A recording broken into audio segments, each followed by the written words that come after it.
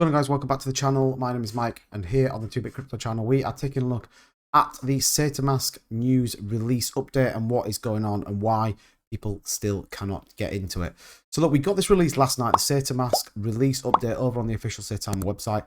We appreciate your patience as we resolve the massive DDoS attacks that throttled the ability for users to download and register our Saitamask smart wallet app. While these attacks are not bringing our servers or infrastructure down, they have caused traffic overload. We are working with our enterprise infrastructure, cybersecurity vendors, and their critical tactic teams to mitigate future attacks, albeit slowly than anticipated. We are controlling traffic to optimize the servers and firewalls to counter the constant attacks. Look, all I'm hearing at the minute is there is a select bunch of people. I did a live stream last night, and I think everyone on the live stream couldn't get in. There was these pictures on Twitter.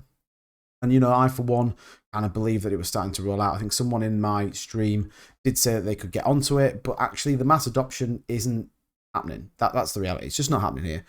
Want our users to have the best experience possible, therefore rolling out updates and optimizing during the next 24 to 48 hours to complete our mitigation efforts. We're working tirelessly to ensure we get out as fast as possible while maintaining complete security. And then it just kind of goes on to talk about making sure you're registered, application, So we're currently waiting for the updates. So 1.5 is what we're waiting for in the App Store, 1.3 on the Google App Store. Currently they are not updated in the UK. I don't know where they are for the rest of you. Currently they're not updated in the UK. So I wanted to talk a little bit around what a DDoS attack actually is. And it talks here that a distributed denial of service attack is one of the primary methods of disruption in the modern internet. By overloading a target, bogus traffic, a bad actor is able to render a website or service unavailable. Popularity and importance of cryptocurrencies makes them a prime target for attacks. And we have seen this in the past. We saw this. So the XMO hit with DDoS attack for 2 months. This was back in February in 2021. And we also know that Binance was also attacked by what they believe were competitors. So I don't think people are not used to these. And again, you think about what Saitamask did and what they said about it, that it was hacker proof, it was hacker resistant, that, you know, it would launch, you know, they're almost encouraging people to come and have a go at it. We already know, you know, this took me 5 seconds to find on Twitter, we've had significant DDoS attacks on previous exchanges.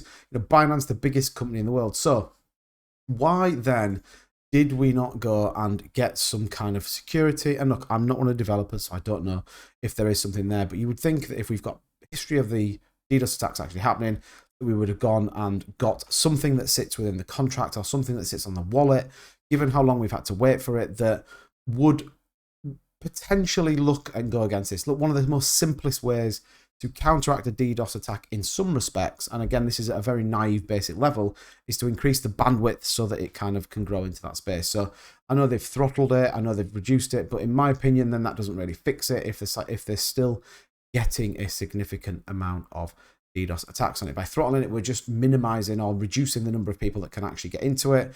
Whereas hopefully, you know, we want to try and get onto it. I've just tried to do it myself, and I still, at this moment in time, get connection activity errors. You know, we are now, what, 5 days on? So yeah, 5 days on from when we expected to see this. And when we look, and it is just reflected in the price. So up very, very marginally, 4784. But, you know, we're back to this trending sideways bit. Again, just kind of not happening how we expected it to. $15.3 million in volume, 313,000 holders, $2.5 billion market cap. So, you know, we are trending sideways. There doesn't feel like there's a lot of information coming right out. This is the biggest thing that came out yesterday. We know that Russ has been out and about doing some kind of promo work over in the Dream Center, I think it was called. Here we are. So yeah, the LA Dream Center. So he's been doing some work over there. No, look, he's well within rights to do that. Keep promoting the project. I think, you know, at this time we need to see some updates. We need to constantly be fed information.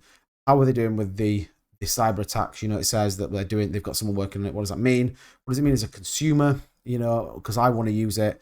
So I think they just need to be a bit more solid with that. We're rolling constant updates and might have a lapse in service as we restrict and optimize. Users who register at launch should be able to get in and use the application regularly. We have concluded this project. So look, drop in the comments down below if you can get onto it right now. I don't believe it's as big as we maybe first thought, and I think there's definitely some opportunities around Saitamask. That's all I've got for you this video, guys. Make sure you are subscribed to the channel for daily Saitama content, and I will keep you as updated as I possibly can as things start to roll out. See you in the next one.